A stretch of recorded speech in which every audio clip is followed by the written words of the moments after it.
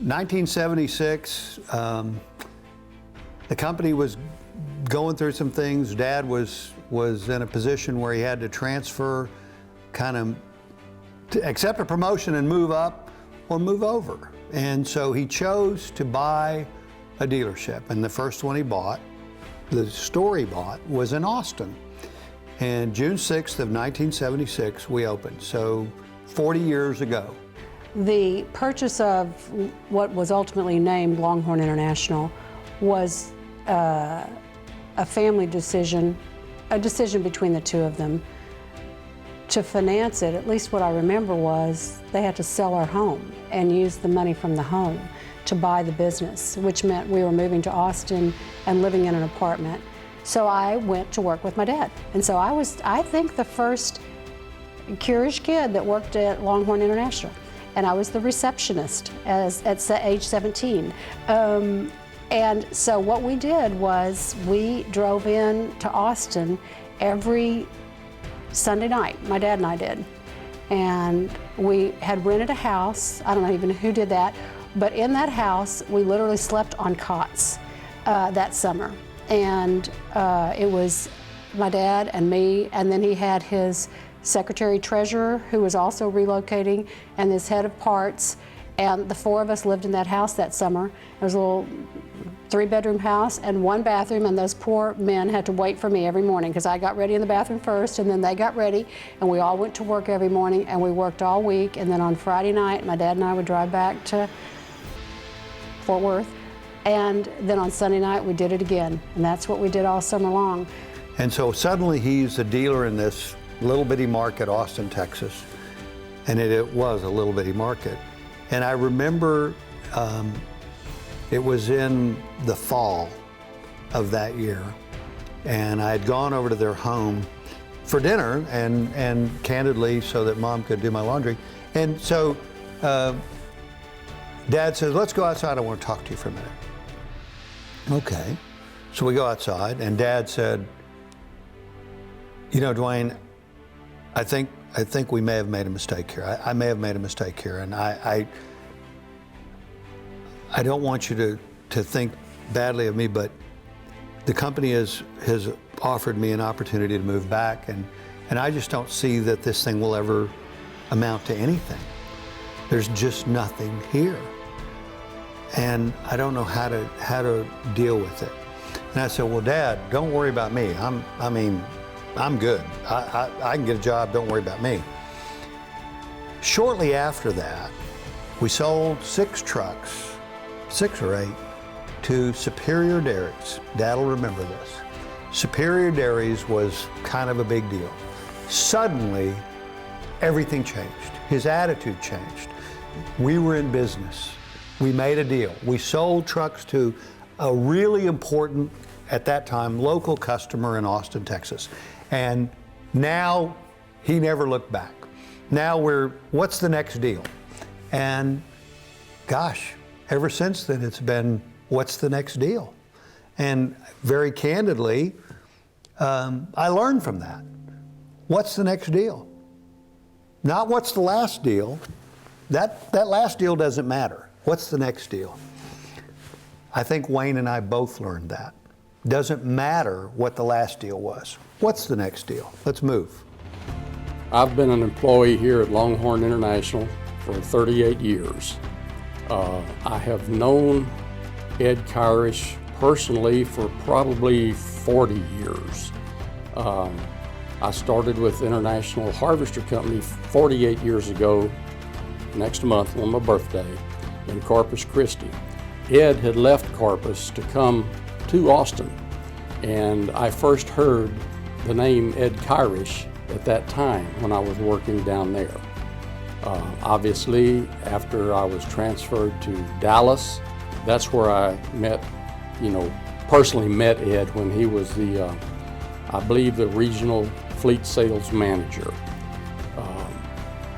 I have a lot of respect for the man, and 38 years ago, after Ed had bought this company store, he asked me if I would go to work for him.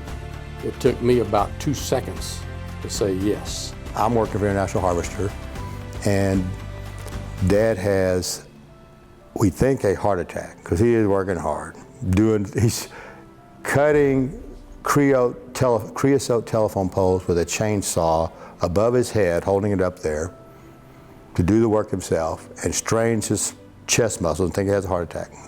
They called me, I quit International Harvester, moved to Austin to go to work for them in 1981. The dealerships, Dealcore dealerships in San Antonio were struggling, and they offered Dad an expansion if he'd move to San Antonio. He said, yes, I'll do it. So August the 2nd, 1982, he moves from Austin to San Antonio, and I go to San Antonio with him, and we leave Dwayne in Austin.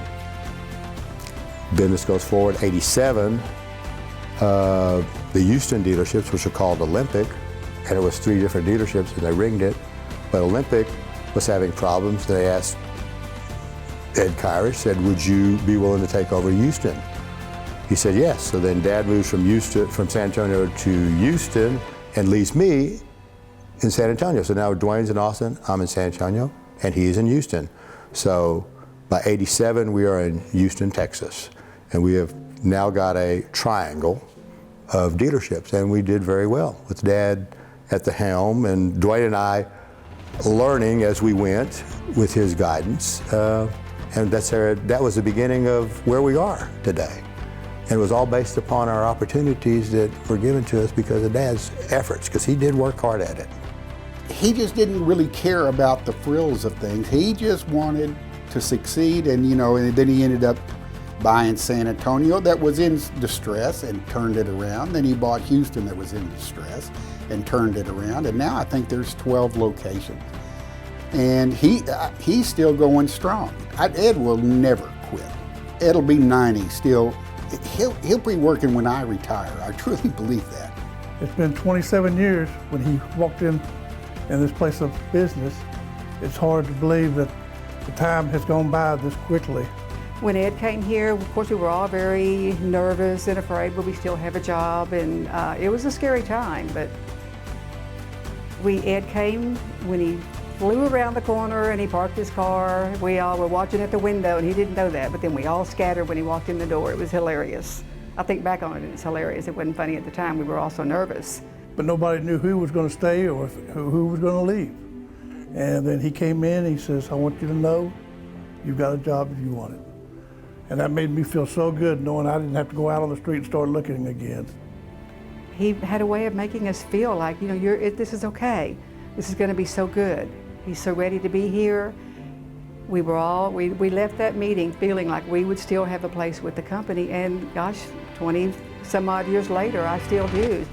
Ed is one of the first dealers that I knew that had multiple locations. He did this with one brand, which was very unusual back in the day. He also did it during tough economic times. But I think really the prize here, he was able to pass the lessons that he learned to his sons and now his grandsons. I applaud you for that, Ed. I started buying trucks from Ed Kyrish in probably about the 1960s. They were a good dealership, and they backed their products. And if you had something wrong, they'd get it fixed for you. And they were just good people to do business with. Very small group of people that can say that. Congratulations. And then we do all this and do fake stuff. Then we do our central bench race. What? I want it to be more funny. I think we start out with serious, and then we start out with No, we start out. How do we do triple? No, that's too hard. I can't. No, I can do that. No, I I'm going to spill it on No, myself. we can't do that. Let's do arriba, abajo. Arriba, abajo. Abajo. El centro, al dentro. Okay, start over again because we won't remember that. He is one of the kindest, compassionate men I've ever met in my life. He deals with you on personal issues, business issues. He always wants to know how his product is doing. He talks a bunch, but that's fine. I don't have a problem with that. When I know I'm going to get in a conversation with Ed, I'm going to sit down and I'm going to listen. But he's treated me and everybody else at our company fine, fair, and he's one of the best men I've ever known. We started here in May of 1989, and I had been partnership down in the valley with 2 other guys. We had sold out down there, and I had heard that Ed Kyrish had an opportunity here in Houston for service manager. And so I contacted Ed, knew Ed Kyrish through being a powerful man through the company, the International Dealer Network, and contacted Ed and set up an interview with him, and came to Houston, me and my wife here that day, and pulled in front of the dealership about 9 o'clock. Got out, I told her, just wait on me, this will probably take an hour or so. And I came in and went back to Ed's office, and we talked and we talked and we talked, and Ed covered everything in the world. About 1:30 or 2 o'clock, he said, "Hey, Kermit," 1:30 or 2 o'clock, we got there at 9. He said, "Let's go get a piece of pie." He said, "Where's your wife?" I said, "She's been sitting out in the car." "Oh my God." So we got her, we went and got a piece of pie, had a visit. I said, "Ed, we're gonna head back to the valley. Thank you, and I'll see you. Tell me when you want me to go to work for you." We had made a deal. So anyhow, we're riding along. So my wife said, "Kermit, so did Mr. Kyrish hire you?" I said, "He sure did, and he's going to tell me when he wants me here. So how much is he going to pay you?" I said, "I don't know. We never even talked about that. We covered everything in the world." But I said, "You know what? I recognize that this man is something special." And I guess the pay wasn't that big a deal with me right then. And this is me talking to my wife, and she said, "You have got to be crazy that we are going to move to Houston, Texas, and you don't even know how you're going to be paid." Of course, you know, Ed kind of has he has a gift with the English language. In other words, he likes to talk. So he's a great talker. And I can tell you, back when he was one of the dealers that I called on, I would call him to ask him information about something we needed. Well, when I'd get on the phone, he'd start talking about something else, and we may talk for 20 minutes on the phone, and then he'd say, "I got to go," and he'd hang up. I never got my question answered. I'd have to call him back to get the answer. So, right around the corner from Santex was a little bar. And so, you know, 3 salesmen, Dad and I, would go in there, and, you know, we'd drink a beer. And they had a sign up on the wall that said, "Curse words, 25 cents. Well, you know, we weren't paying attention to it, to be honest with you. And we're in there, and we're just having, you know, we're talking and drinking, and Dad's talking, and we got to the end, and we go to pay the tab, and the guy looked at Dad and said, "It'd be $10.25. He said, "Well, it's only $4 for the beer." He said, because I says 25 cents a word for curse words, "You owe me $10. Dad is the most beautiful person. He doesn't know when he is using a curse word. So I think he looked at it and said, "Well, is GD 25 or 50 cents? And I think the guy said, "That'll be another quarter." But because that's my father. He just is just absolutely beautiful. He just talks. We were at the movies. My sister Pam, my sister Judy, my mom and Dad and I went to a movie a few years ago. This is probably only like really maybe 3 years ago. I don't know why we all went to some movie. We all went to the bathroom as soon as the movie was over. My dad's out in the lobby talking to this couple when we come out. And they're just engaged in all this conversation. So we walk up and we're like introducing ourselves, and he's like going, "This is my wife," and so we're just talking, introducing, talking about our kids, our families, I'm from here, I'm from there, and these people are just sitting there. This goes on for like 3 or 4 minutes. We're just talking, and finally I realized these people aren't saying a word. And so my sisters and I kind of looked at each other, and Mom was like, "Now someone said, how do you know these people?" And my dad goes, "Well, I don't know these people, I just met them." And we'd been telling them about our kids, our families, and they're just staring at us, and we all just were like, "Oh my goodness." So that's where I get it from. He's just crazy. I don't know why we're doing that. We're not really gonna maybe drink it unless we. Oh, we're gonna drink it. Where? I know Beverly's gonna drink it. Where do you want us to stand? I have to drive. Probably not. I'm the cheapest drunk of the bunch. So. she is the cheapest. I am bad. Okay, what are you gonna say? What am I gonna say? Oh yeah, what are you what am I say? Dad, here, thank you for the first 40 years of the business. Mom and Dad said. Mom and Dad, thank you for the first 40 years of our business and the family. What was that we said? We said it so much better. We said it better, That yeah. wasn't exactly it because it blended in with something about the family. Thank you. Here is here. Mom and Dad, here's to the first 40 years of and the. to the family that grew with it. Yeah. And I say we love you. Yes. When my father was wanting to retire. So when we first started negotiating to have Ed buy us out, my dad got a big kick out of Ed, and he told me, he said, son, you know, with Ed's money and our brains, we're gonna make this company go. As it turned out to be Ed's money and Ed's brains, because we almost in 1 year doubled our output. Where we were selling probably 150 buses a year, the very next year we went to 300.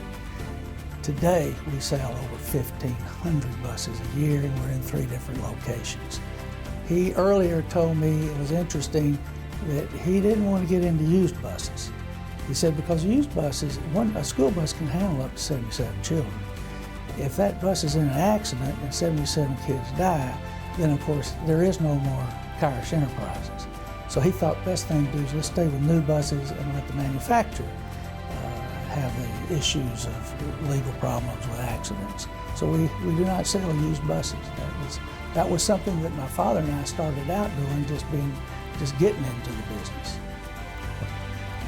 My name is Ed Kyrish, and we purchased the bus company in 1991. You thinking too much? That was too much? You know, you thinking too much. Yeah, goddamn, see, that's what I do. Right. I want you to just talk to me like you've been talking to me. Don't worry about, here, let me turn this off. Okay, let's try once more. Yeah, let's just try. I just turned it off. Okay, in 1991, the Kyrish family saw an opportunity. We had a good reputation, and we had an opportunity to buy a bus company, which also had a very good reputation. And so, shit, see, now I'm at a loss because that wasn't the direction I think. Ed's a great orator. He says something and he'll get a point across in a way that anybody can understand. And he'll stand up there till you do, if he doesn't think you do. What I think is really interesting is Ed doesn't argue with you directly very often. Certainly hasn't with me in many cases. What he does is he asks questions. You know, now you start answering that question and suddenly you're seeing his point of view and he didn't share it. And I went, wow, what a skill. What an incredible trait to be able to have, is to ask a question that puts the other guy in a position where he has to answer it the way you see it. He can teach you things, he can tell you things, send you a message without saying those words. He'll tell you a story about something that happened to him when he was a little kid, or when he was a young man, or at some point in his life, he'll tell you some story of something that happened, and you're just kind of listening to him, okay, what does this have to do with what we're supposed to be talking about? And then it may be an hour later or 2 days later, I'll go, that's what he was telling me.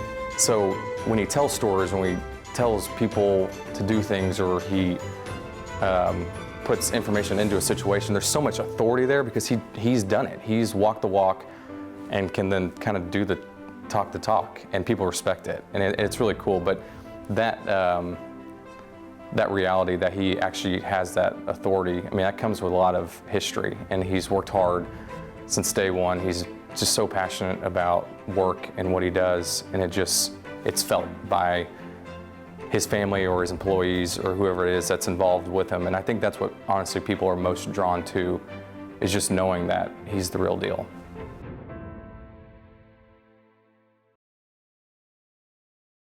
Well, I just want to tell you how thankful I am that y'all interviewing me. Ed and I have been friends for many years, and he trusted me, being a broker from Louisiana, to buy that place out on Hempstead Highway. And with that, I was very fortunate to spend the money on a new set of teeth. And I finally had to get these rid of, and I got me a new set of teeth, and I'm very thankful for Ed for helping me do that. So let me show you. I really enjoy my new teeth. Now, we went out there and looked at that property, and Ed knew it was in the floodplain. So after we got the Hempstead under our belt, Ed began to trust me, and he said, I want to buy the property next door to me on 8900 North Loop East. So I said, okay, and we negotiated with him, and we did that. Also, part of this property was in a floodplain. So I'm going to think Ed likes floodplain property, you know? And we grew a team of people, and he recognized that it took really good people to take advantage of the marketplace and to be competitive and to be able to compete with other competitors and the people that they had. So we built a team of people that were professional people that understood our products, understood the applications that we were selling in. When we came here, there were no international trucks being sold. And it was a neat deal to see those kind of things happen. The most important thing is he put the structure together for us and gave us the encouragement that we needed to go do business. And so we saw our growth stay steady over a period of 19 years.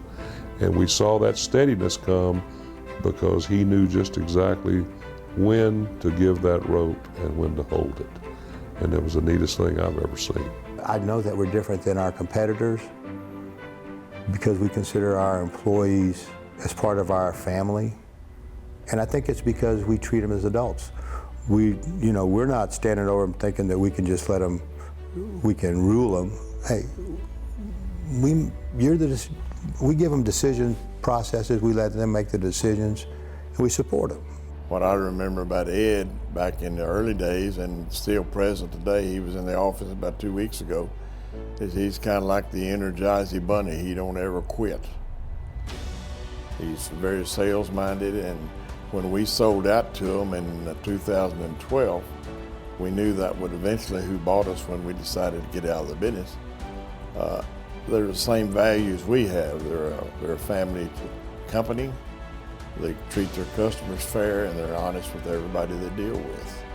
And I met Sid, I've known his wife for that many years also. A very lovely lady, complement each other very well. I'll tell you, one of my proudest moments was in 2002 when, as a ATD line rep for International, I nominated you to be Dealer of the Year, and you were selected. That wasn't a surprise to me because you've always been my Dealer of the Year, but it was a very emotional moment for me, for sure, to finally help get you the recognition that you deserved within our industry and certainly within our brand. I worked with Ed on his nomination package for ATD Dealer of the Year in 2001, which he won. I recall talking to his wife Sid about providing a nice formal portrait of Ed as part of the submission to ATD. Sid took care of that task and called to tell me she was sending the photo to me. And she added very firmly, I think it's a great photo, but don't forget, he's mine. Well, how awesome is that?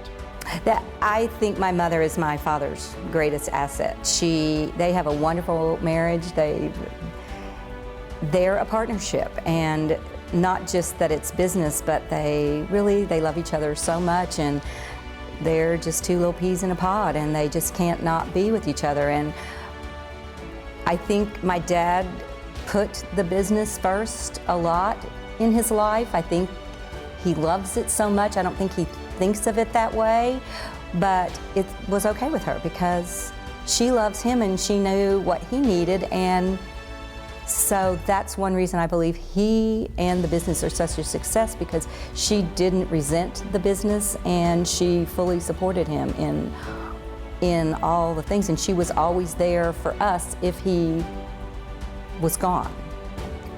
I remember meeting Sidonia when I was 16. Pam had brought her to the front door, and she was a very pretty lady. And after she was so bubbly and so excited to meet me, and it was really kind of funny that after I talked to her for a few minutes and she left, I said, now who was that? And she said, that was my mother. I said, your mother? Behind every great man is a great woman, and everybody that's married will agree to that. There are some that can say that they've married above their stature. There's some that can say they've gotten unconditional support, and I would say that Grandma Sid is absolutely that woman. I will always remember the Astros games going with Grandma and Granddad. One of the biggest sports fans that I think I ever met.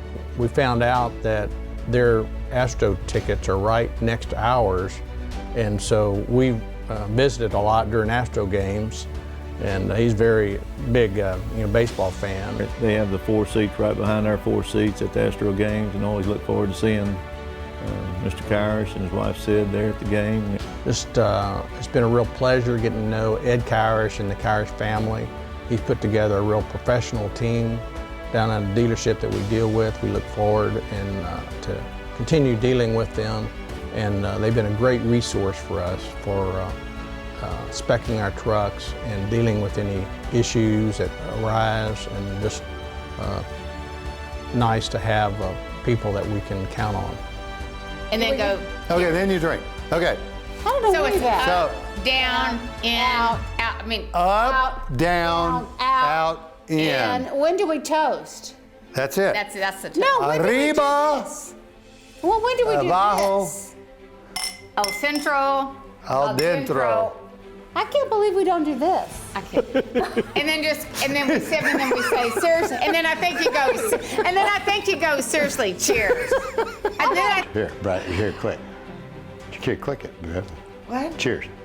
I'll do it up front. Do it out here. Okay, don't hit her. break my glass. Okay, wait a minute. This is what we'll do. You hold your glass still and let us click your glass, okay? Okay. Cheers. That would be better, okay? No breaking the glass. We got to hit it hard enough. No, we don't. Obviously, we're not good at these toasts. We don't toast. I really congratulate all of you. I think it's a great celebration. Understand, know, Betty and I wish I could be there hugging your neck. We love you and appreciate everything you've done for all of us. Congratulations. Congratulations, Ed. It has been my honor and privilege to know you and to have your friendship for so many years.